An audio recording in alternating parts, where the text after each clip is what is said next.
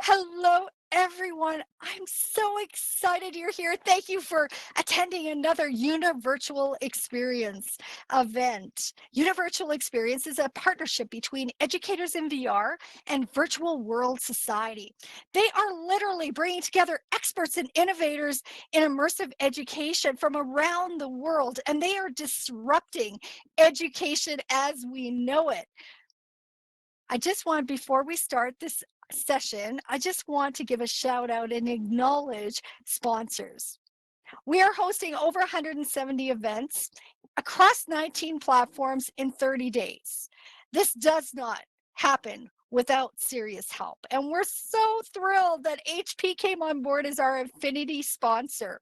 HP Virtual Reality and HP Higher Education are supporting this adventure. That's what I call an adventure. They just released the new edition of the HP Reverb G2, and I hope that you get the opportunity when you're testing out headsets that you try that one out. I also want to thank a couple of our Galaxy sponsors, Engage VR. We've hosted so many events over there, and there's still more to come, so make sure you check the calendar.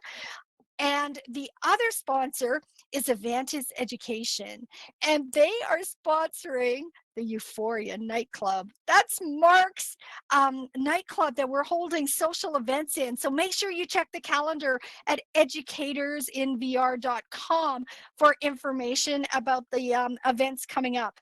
So now without further ado, I have the most amazing honor to introduce you, to pass the mic over to this panel. It's not very often in VR that you get to pass it to somebody who actually comes from your own city. But these guys, we all live in the same city, and it's so exciting. And I'm thrilled to hear what you guys are up to in the VR AR space. So, Chaz, I'm going to throw it back over to you. Can everybody hear me? Donna, can you hear me? Yeah. Yes, perfect. That's perfect. All right. Well, thank you, everybody.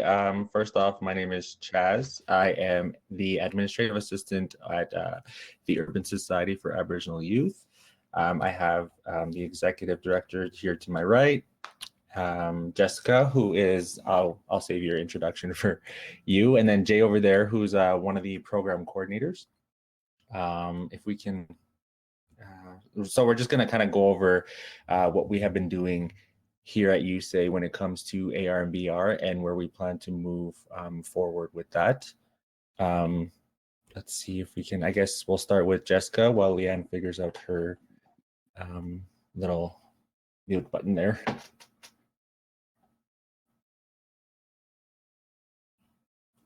So Jessica, if you want to go ahead. All right, can everybody hear me? Yeah. Just amplify your voice, okay? Right hand side and under host tools. Oh, okay. Host tools. I'll go mute. No worries. Sorry about that. Yeah, it's been a while. All right, so did that work? Yes, perfect. Perfect. So my name's Jessica Hawryluk. I was born and raised in Calgary, Alberta. I am originally from the Siksika Nation, and that can be found in British Columbia. I have 4 wonderful children, and I worked at Usay for over 12 years, and we were always moving forward and moving with the times since it's a youth organization. And we started out as a print organization and moved from print to DVD. And then when DVD was no longer cool, we moved to augmented reality. And from augmented reality, we leapt into virtual reality.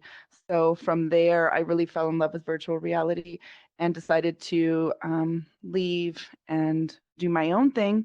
But I still work very, very closely with the Urban Society for Aboriginal Youth. So I'm really interested in virtual reality, augmented reality here in Calgary, working with youth from the ages 12 to 29. And I can pass it to who do you want next? Jay? Yeah. Yeah, Jay. Have you figured out? Hi, can you guys hear me?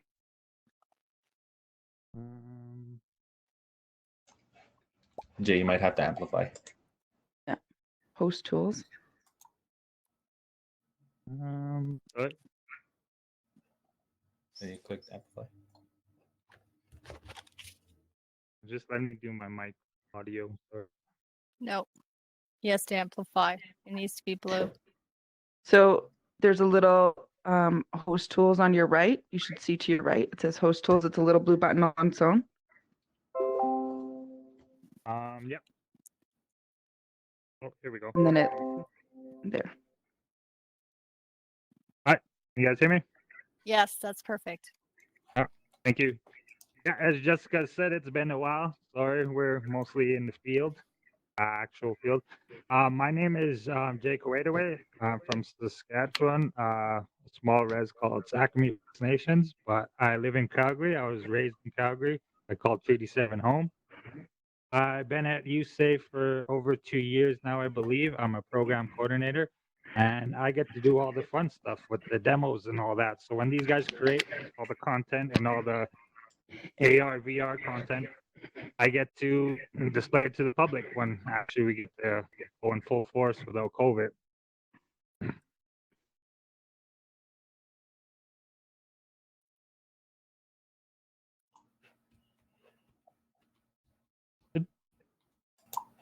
Yeah, sorry, Donna. We're just trying to get LeeAnne all situated here. Yeah, so maybe have LeeAnne try if she is not able to unmute. Have her try doing a re-enter, okay, Chaz? I'm trying to tell her. Perfect. Thanks.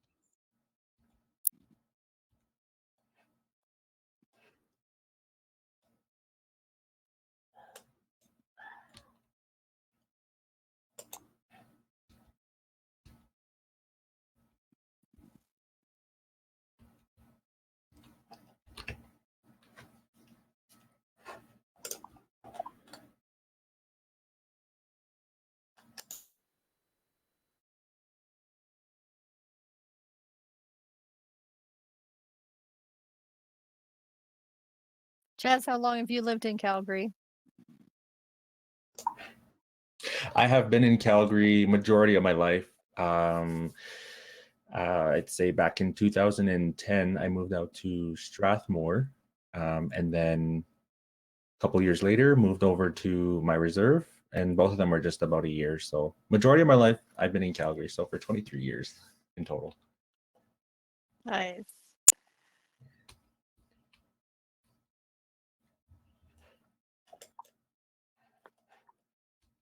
LeeAnne, down to your, are you able to unmute down to your bottom left? Are you able to click that unmute button?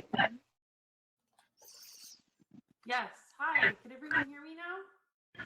Perfect.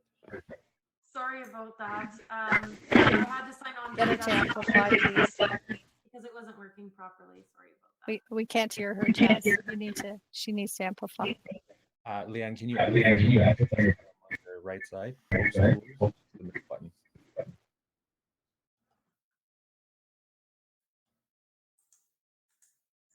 Um,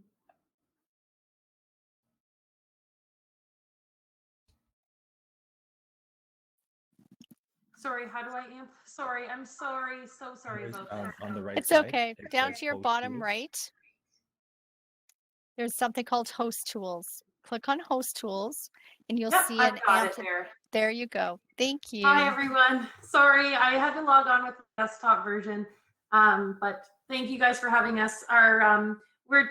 The reason that we're having so many difficulties is typically we use it with the Go, the Oculus Go versus the Oculus Quest, and so we're just not used to doing it with our Quests.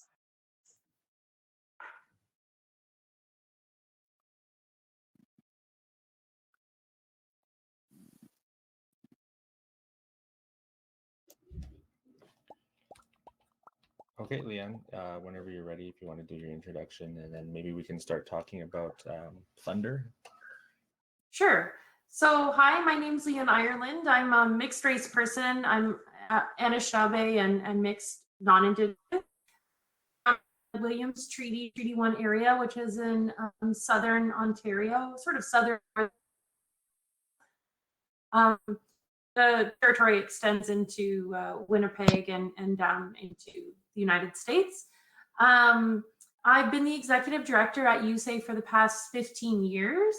And recently we've been part of expanding our services into VR and AR and sort of navigating the XR world in a really cool way. You want me, Chaz, just to talk about Thunder? Yeah, we can, I guess, the origin and then making its way up to the whole AR and VR. So about a year ago, Usay, well, for the past 10 years, Usay has created Blackfoot language learning tools. So we've been creating these graphic novels, and our most popular graphic novel that was in Blackfoot was a traditional pipe ceremony called Thunder. And in that story, a man, his wife goes missing, and a man has to go on this adventure using nature and animals and all of these sort of environmental factors and tricksters and things that he meets and encounters on the way. And then at the end, he has to defeat Thunder. And this is it's a story about why we have the pipe ceremony, particularly in Blackfoot culture. And as part of that, youth particularly loved that graphic novel. And we did several different reprints. And then eventually it was turned into a play and we had an animation, and it was really compelling information and people really responded to it. And we took youth to a VR-cade and they absolutely loved the medium of VR. And from there, we decided that, and one of the youth at the VR-cade said, we should make a game that's VR from Usay. And I thought that that was really an interesting idea. And so from there, we started on this path, this journey towards creating virtual reality. And it's been a great journey into VR. One of the great things that we've learned is that, VR is such an immersive experience, and you get to create these wonderful avatars, and that's really amazing. And also, like, VR it opens up the pathways to your sort of empathy and a different sort of learning style, which has been really effective for things like language learning and creating Indigenous content. The fact that it's 360 and non-linear actually really helps too with creating Indigenous VR content that speaks to the way Indigenous people tell stories and how we experience learning, which is a more non-linear sort of cyclical storytelling type. So it's been really effective, and Thunder has been very popular. It's won a couple of awards, and it's free for download on the Oculus Go. I'm thinking of ways to maybe move it over into new technology and new such as the Quest. But yeah, so that's sort of the journey of how we started working with getting into VR, which our first game was Thunder, which is a 4-level language learning game. And then I guess we can discuss the writing on stone, and then also finding victims. Sure, yeah. So then from Thunder was just wildly successful. We brought it into so many different schools, and we had thousands of people that have played Thunder. Usay has a big classroom set of Oculus Go headsets that we travel around with, obviously pre-COVID, and that's been really amazing. And then we've from there we decided, wow, this is such a great way of getting kids engaged in our projects and in our stories. So we always have this overnight trip in the summer to Writing on Stone Provincial Park. And Writing on Stone is a very sacred spiritual place, and it's got this very tangible sense of like magic and interest there.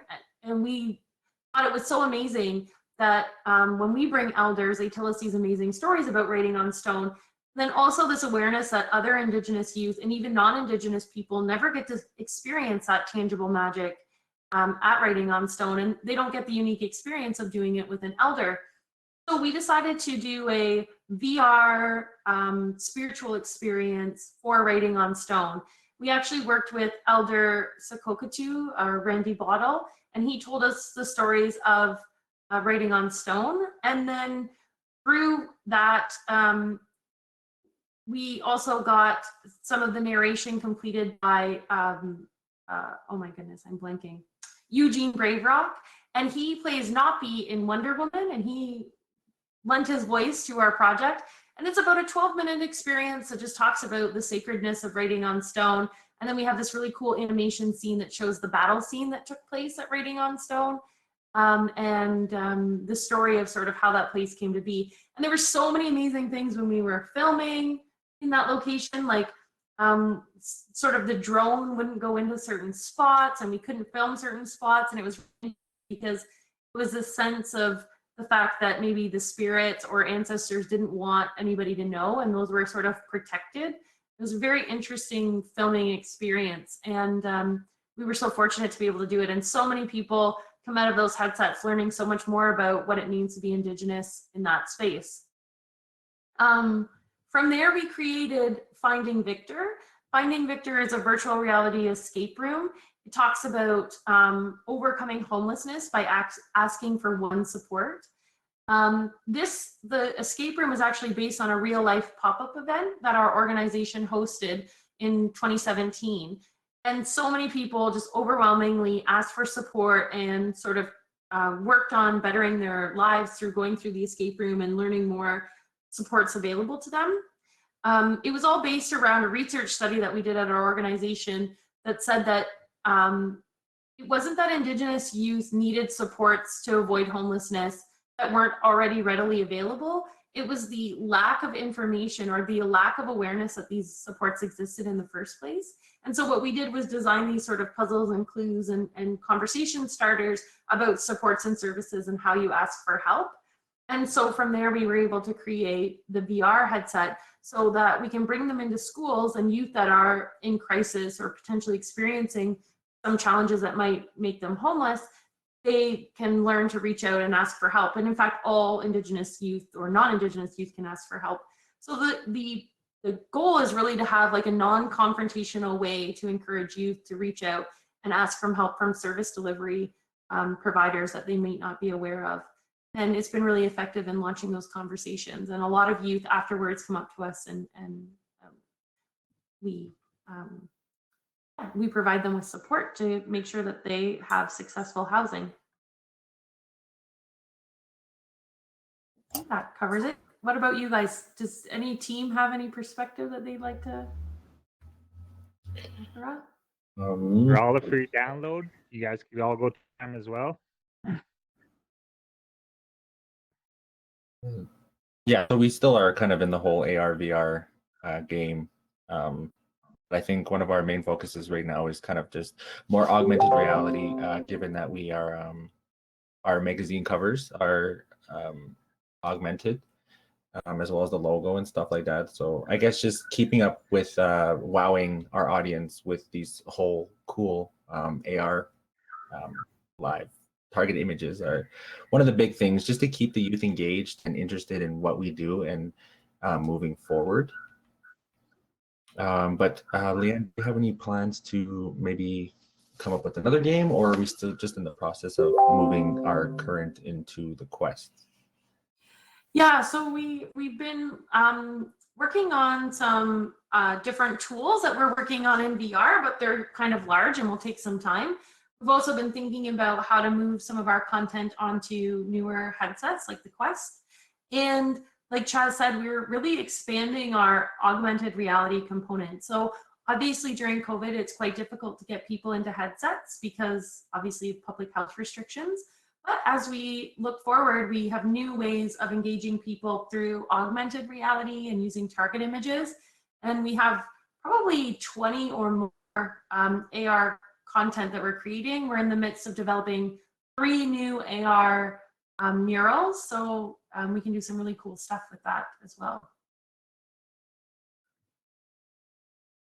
I guess the overwhelming thing is that VR and AR is an exceptional way to connect with people that learn in different ways. It's a great ability to start a conversation. I think we all know that you're not going to learn everything there is to know from VR and AR, but it's definitely a way to get somebody to start talking about issues that they normally wouldn't talk about, which is really powerful for our organization when people are not super likely to start these conversations on their own. I think one great thing about having these language tools in with today's technology is they're not just restricted to our community and the surrounding area. It's more like worldwide, given that we are here today. Our games and such have made it out there and have gained some exposure. Does anybody have any questions for us? You guys, I'll put up the raise hand. Give me one sec. There we go. Does anybody have a question, please? You know the drill, guys.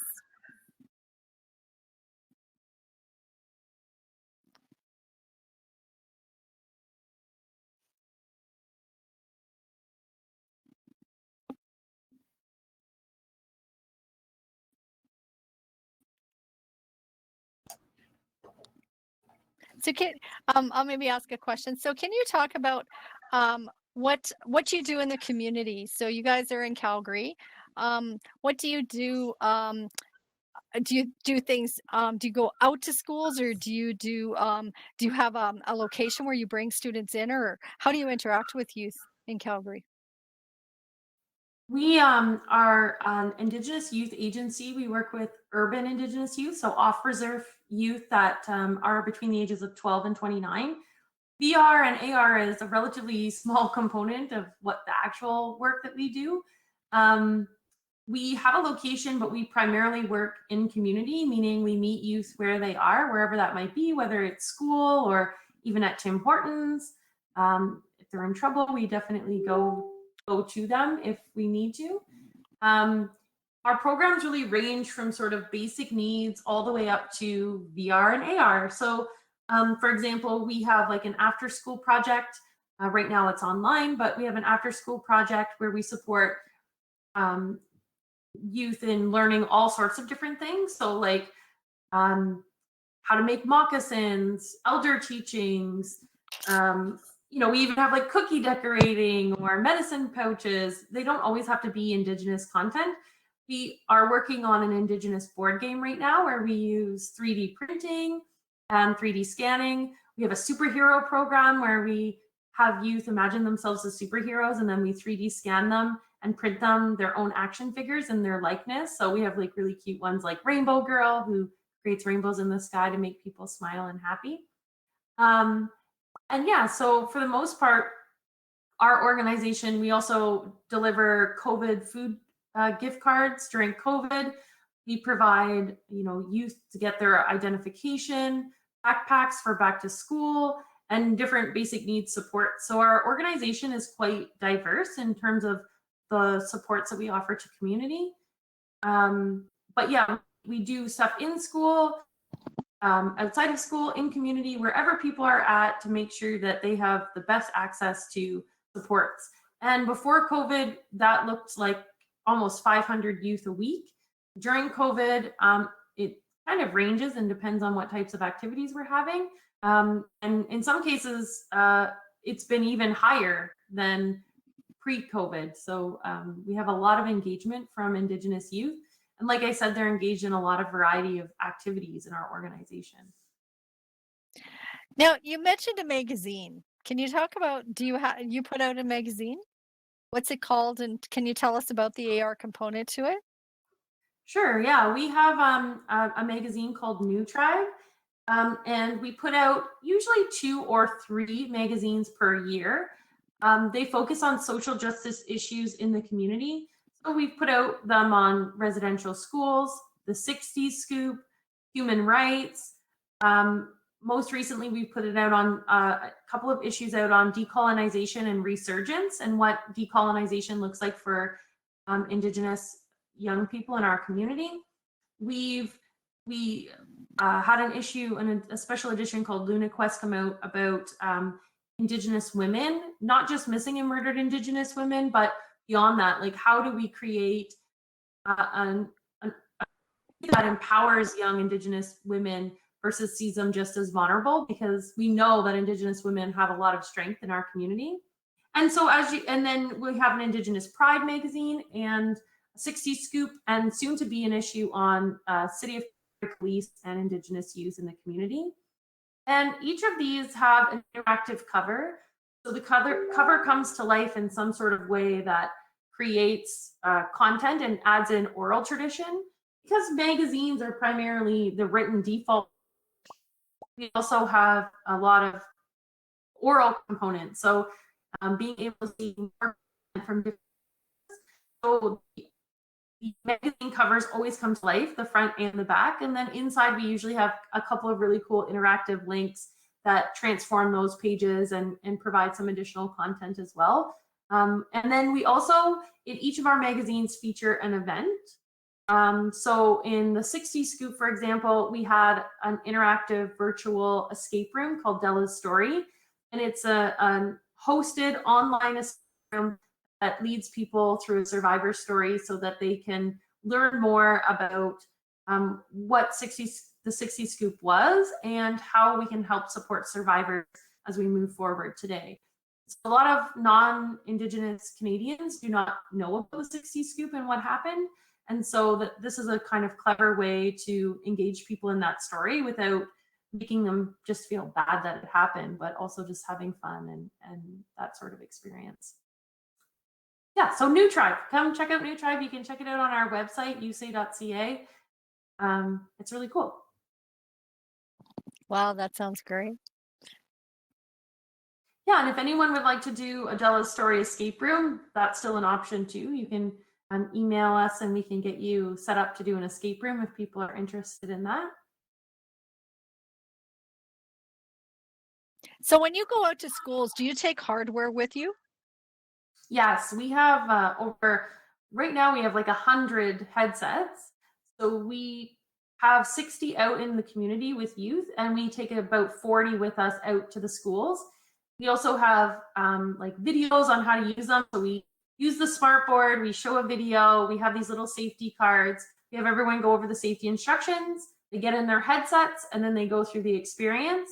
And then we also leave permanent reminders of their experience with them, so ways that they can connect with us. So they get magazines or cards or posters, and that provides links to their phone so that there's a sense of permanency. So once they're out of the headset, they still have opportunities to connect to make sure whatever they learned is not just lost.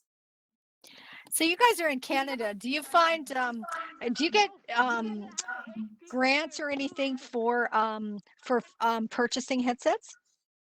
Yes, yeah, we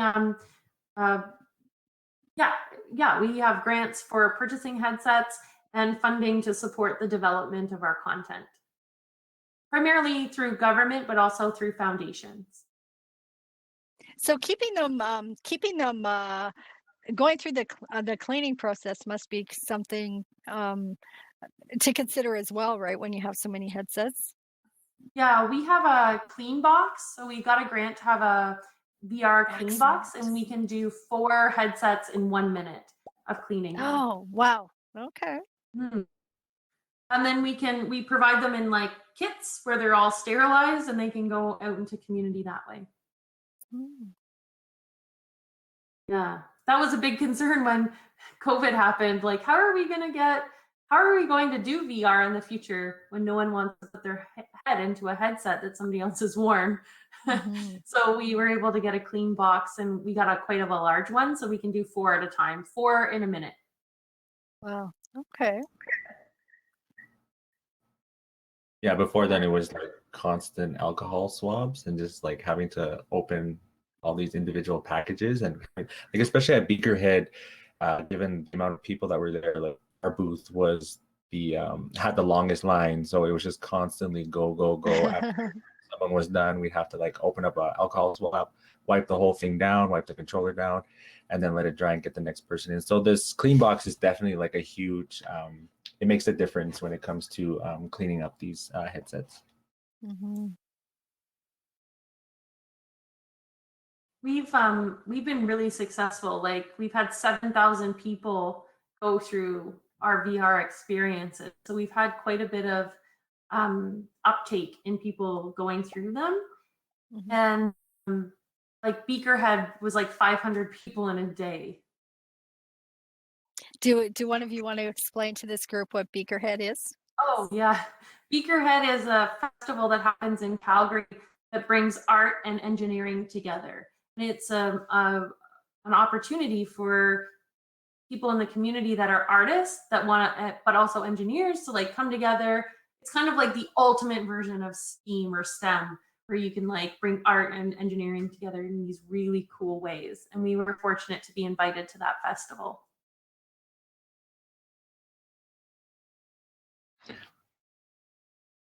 Can I ask a question?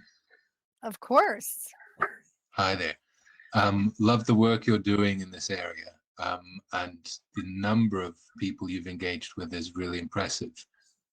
What are you most excited about for the next year, let's say?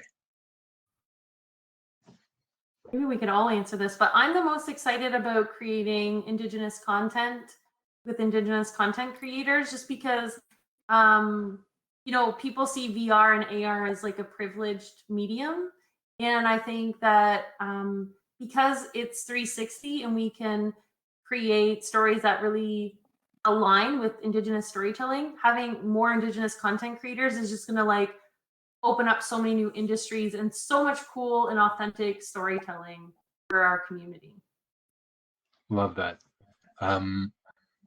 Is there kind of I don't know, some kind of a group of Indigenous peoples working together in VR at the moment? And I guess I'm alluding to the fact that Educators in VR has kind of started a small scale project called Indigenous Peoples in XR, and with the aim of reaching out to anybody in the space using this technology to engage with their peoples. So are you aware of any other groups, and might you be interested in meeting to find out what we're doing in that space? Yeah, we would definitely be interested in learning more about that collective. Right now, we're sort of working in creating with artists in VR. So like for our murals, for example, we have a muralist that paints on the wall, and then we have an artist that actually paints in VR. And so we combine their painting in VR with their painting on the wall, and we get people to code. But we're definitely trying to expand what we can do with more content creators. So whatever connections you can help us with, we would definitely be interested. Wonderful. I think part of our idea of the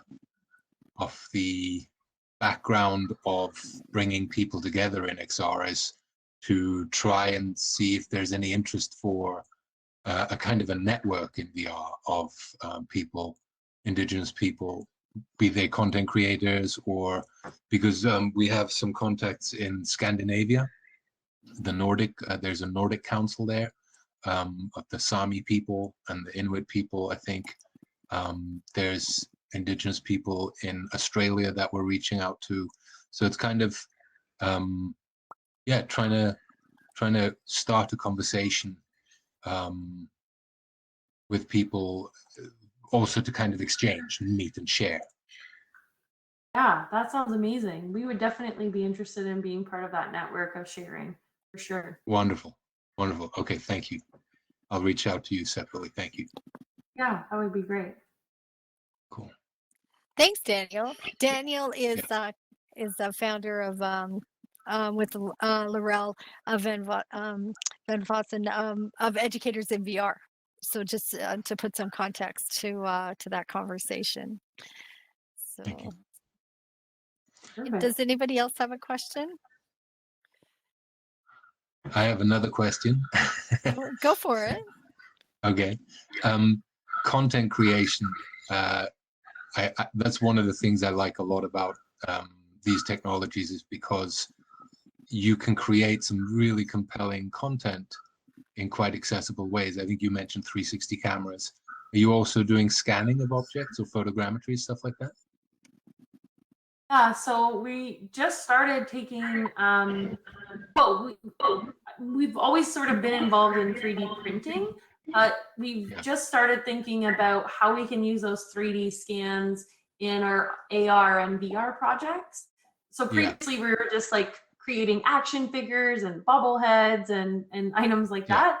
but now we've started to look at how we can take objects and place them into VR and AR, and we're just starting that process, if I'm Lovely. being completely honest. But We yeah, had so some amazing workshops that have been filmed, I think, and will be on our YouTube channel, using the newer, for example, the newer iPhone that has a LiDAR scanner in it, and people are literally scanning their porch or their garage or their car or their office, and with very little effort, then making scans of spaces, items, or anything like that available in VR. So that might be worth you looking into those kind of things, because it's so accessible now without a big budget anymore. yeah, that's awesome. We one of the things that we've been looking at is, as items become repatriated from museums, so like given back to the community versus being in a museum, scanning and kind of having access to them virtually, since people also can't go to museums or can't maybe go into those communities, being able to like scan items and then have elders be able to describe them virtually so people can still have access to them. Yeah. So we've just been doing that right now. Well, that's really interesting, because that's another kind of thing that we're looking to share those skills, and that within the network I was mentioning before, the part of the idea is also to share skills and kind of repositories. So that might be another interesting way. You know, when someone else has learned it already and you can learn from them, then you have access to just a greater network of resources, if you like. Exactly. That would be amazing. I think there is a market too for an app or something where people could look at objects and understand them with, you know, elder guidance, because not everyone has access, or you know, travel is prohibitive right now. Yes, absolutely. Yeah. I think I just saw something along those lines. There was a new app come out, Blue Planet, and it's essentially 3D scanned, I think it's 40 of the world's most amazing 3D scanned environments, and I haven't accessed it myself yet. I think it's $20 on the Quest Store, which isn't cheap, but it's getting great reviews, and it's an example of what can be done with this technology now. Daniel, can you say the name of that again? I'll have a look for it. I'm not sure of it. Let me go find it, and I'll post it. Yeah, that would be great. Yeah. Okay. Yeah.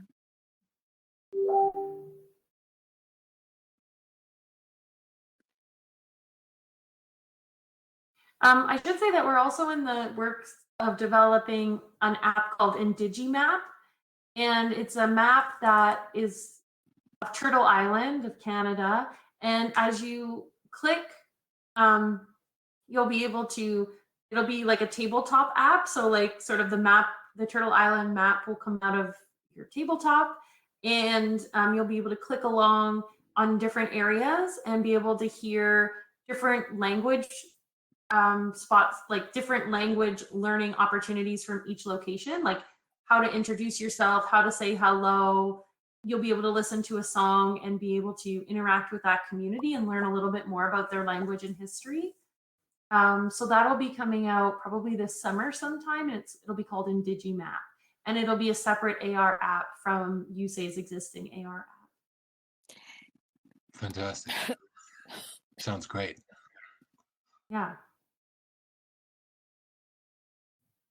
And we're trying our best to engage Indigenous people in all aspects of that. So we have coordinators that are going out into the community and collecting the information, like linguists, and we have, you know, all sorts of content creators that are supporting us and making that happen, so we can get as many Indigenous people involved as possible.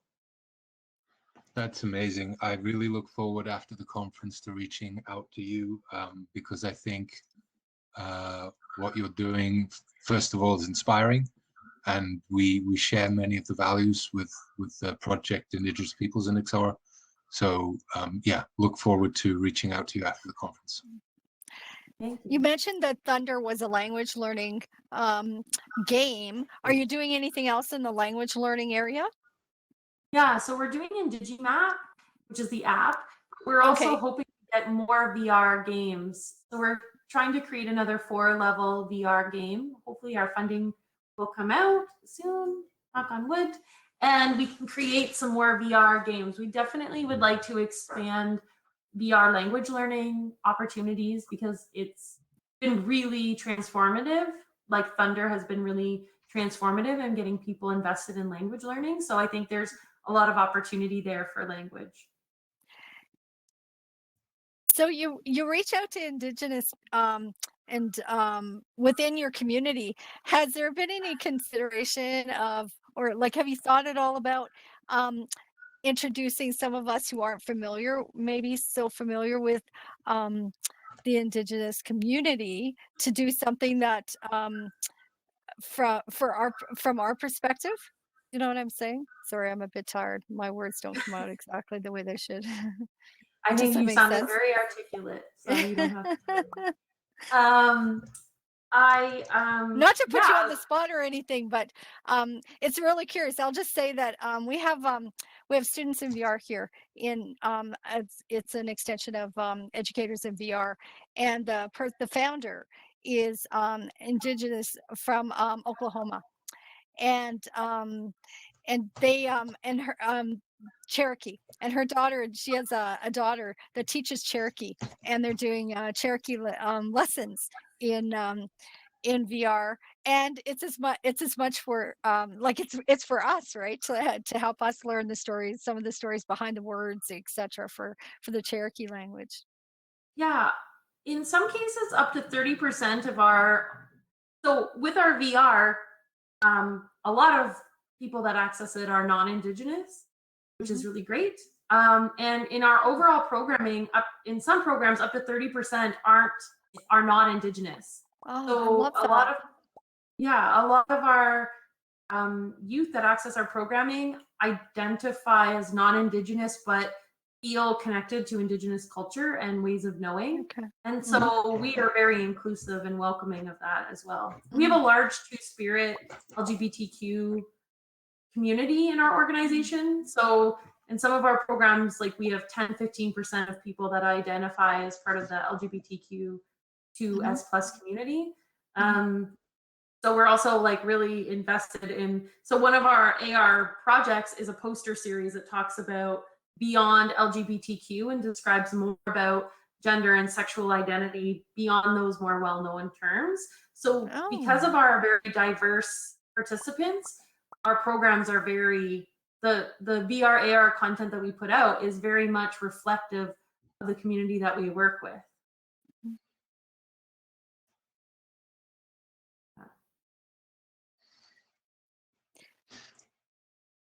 Do you guys have anything to add? We've just been talking the whole time like usual.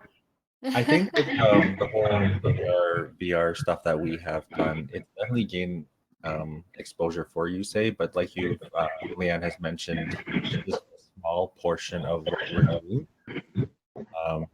But like with Jessica, sorry, I don't mean to put you on the spot, but I know you're starting your own Indigenous tech company. I'm not sure if you wanted to kind of talk about that and maybe kind of let everyone know like what your plans on for the getting Indigenous youth today involved in the tech if they want to.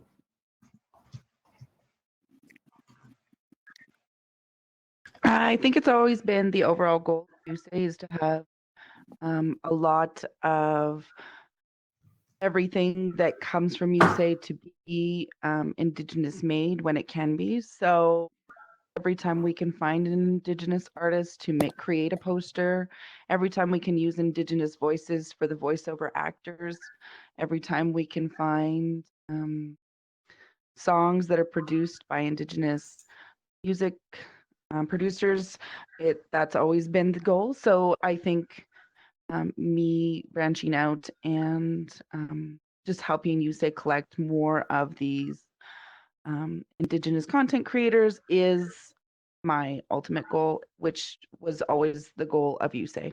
So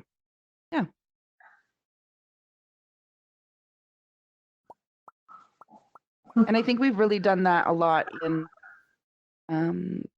today's time because of the pandemic and because we haven't been able to get out there, and we've had to change all of Usay's programming from in person to at home. So it's been a lot of change, but over at Usay, it's been fun changing with technology and still being able to get out there and still see those 500 youth a week and not have to shut down. So just being able to evolve at the times and be able to get out there and do things such as virtual escape rooms instead of in-person escape rooms, I think that's really helped youth stay active in Usay and Usay stay active in the community.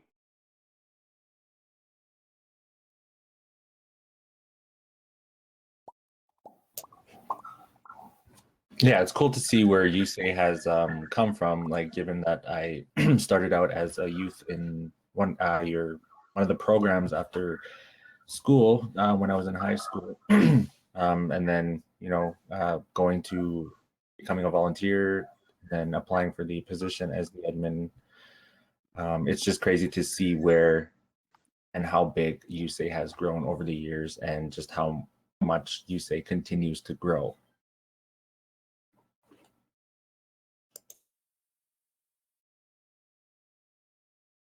So how many I don't know if I'm using the right language, but is it treaties? How many treaties are around Calgary?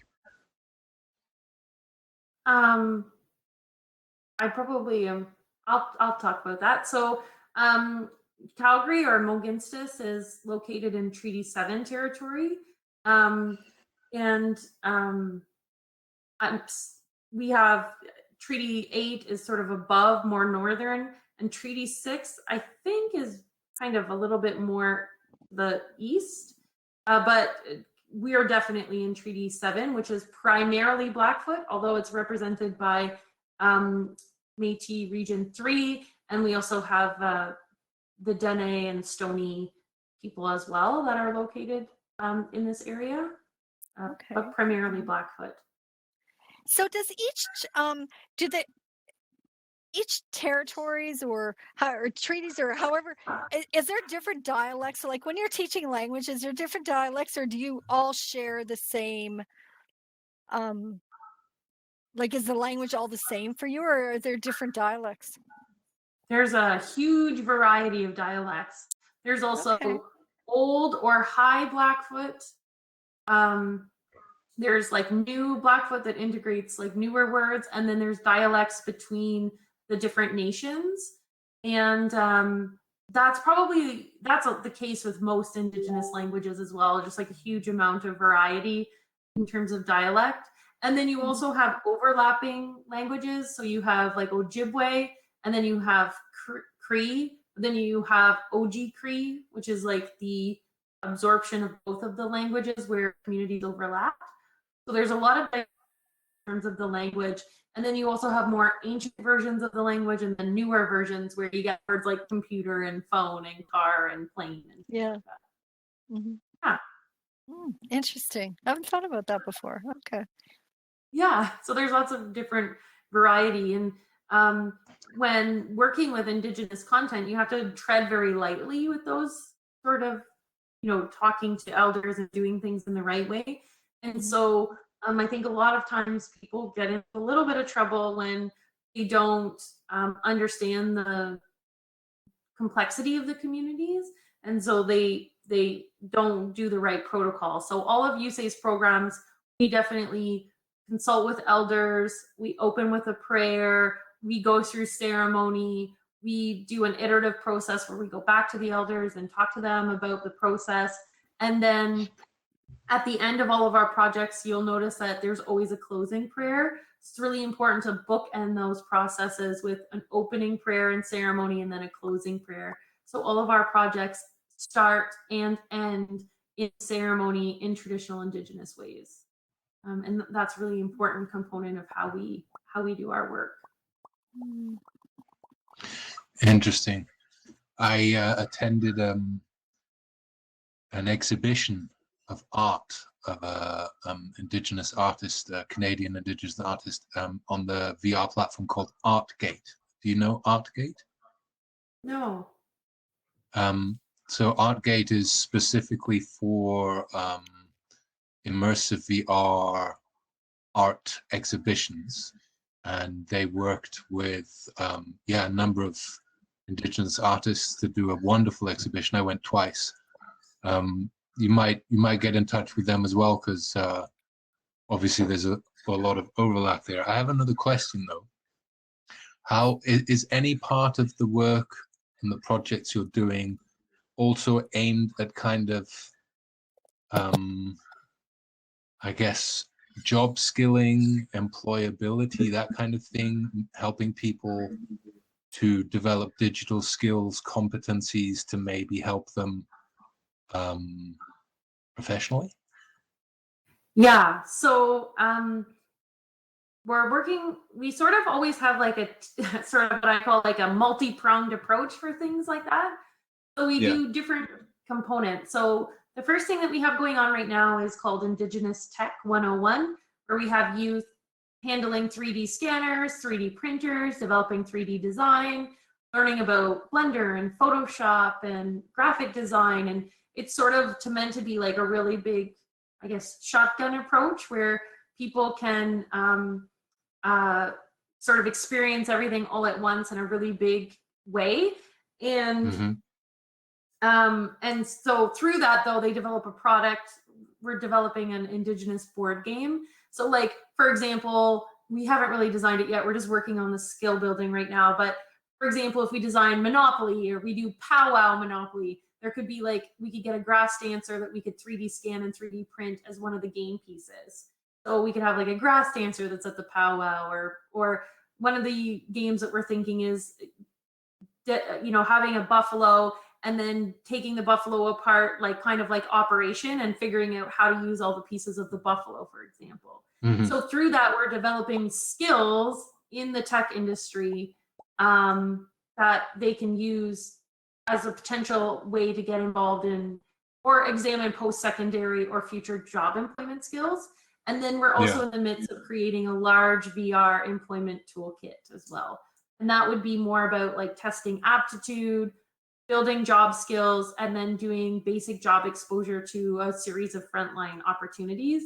And that VR project is just in the works, in the sort of startup stages now. Okay, interesting. Yeah. And then all of our projects are really built around skill development. So encouraging youth, kind of like Chaz said, when they become participants, kind of directing different skills that they can build and leadership, and then helping them navigate what skills they're interested in for future employment.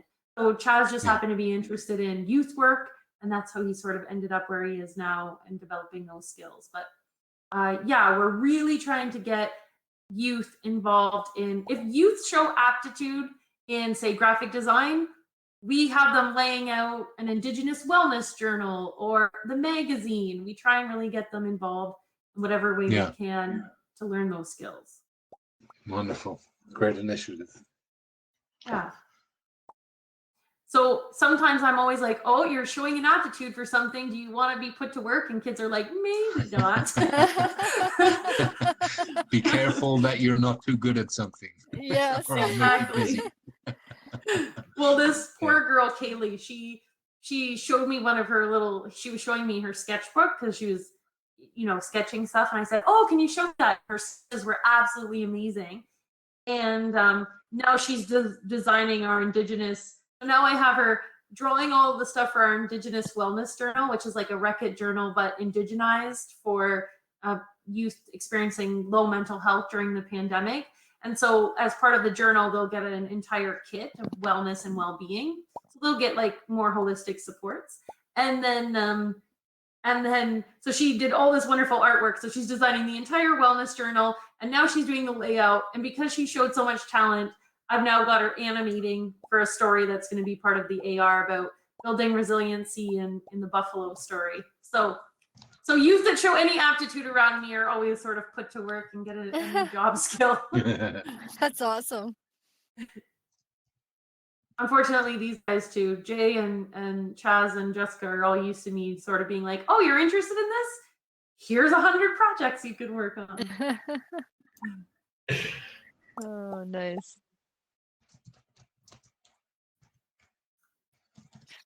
Well, we're getting to the top of the hour. Does anybody have any last maybe question before we close this?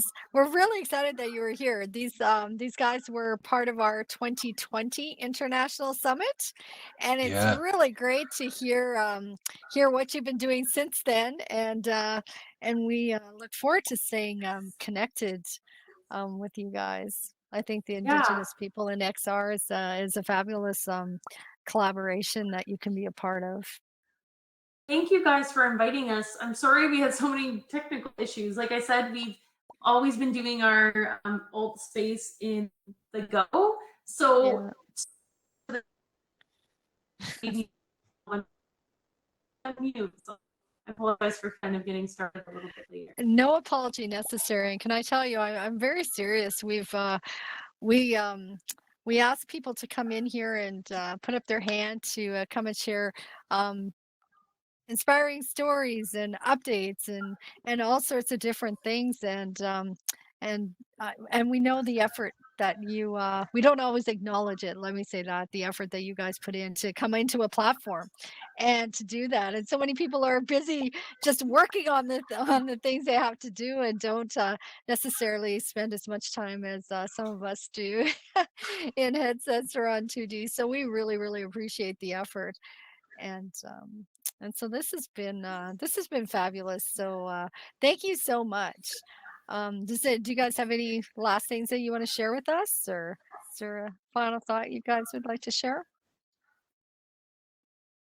No, I hope that people can reach out to us. I know that you guys have Chaz's contact. So if you just want to reach out and explore other opportunities, we would be super happy to do that. You guys could always follow us on Facebook and Instagram as well. Okay, that's great. Okay, well, thank you so much. Really appreciate this.